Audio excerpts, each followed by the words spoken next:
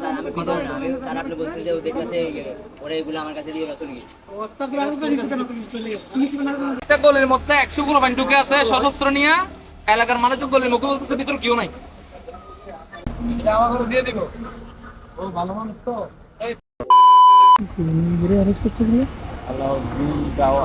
হ্যাঁ নিশ্চয়ই এত কোনো একটা ক্রাইম করছে, নাইলে অবশ্যই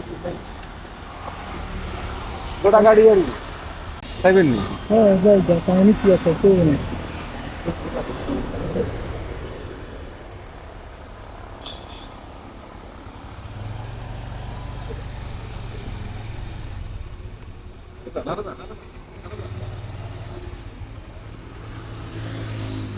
এটা তো কিছু হয়েছে, কিছু হয়েছে।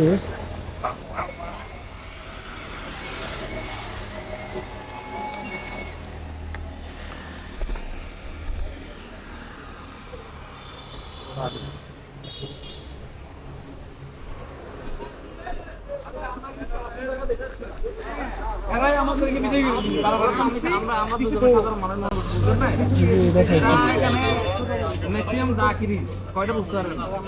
এরাই কৌশলে আমাদেরকে মানে যাদের হাতে শস্ত্র ছিল ওরা সবাই গেছে এমন করছে, এর ভিতরে তো আমরা দেখবো না, এই সাহস করে।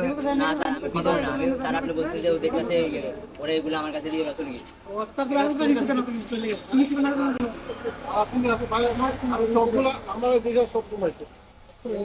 ম্যাক্সিমাম 50-60 জন, আমরা ঢুকলে একটা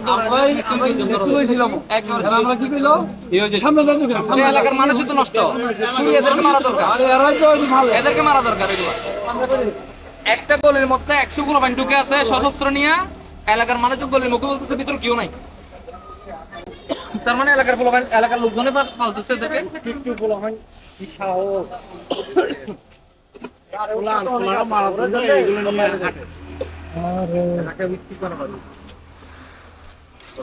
আসসালামু আলাইকুম গাইজ, আমরা এখন আছি মাইজদি বাজার আলাউদ্দিন টাওয়ারের সামনে।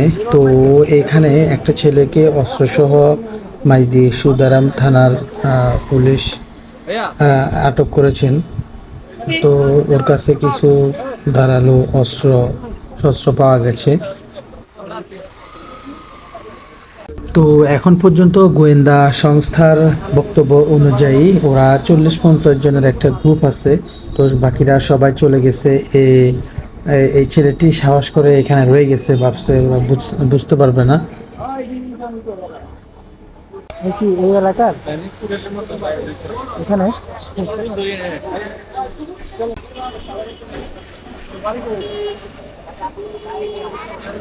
তো এখন ছেলেটির বক্তব্য হচ্ছে যে তারা ওর কাছে এগুলা রেখে চলে গেছে। সে স্টুডেন্ট, সে অ্যাকচুয়ালি এখানে স্থানীয় না।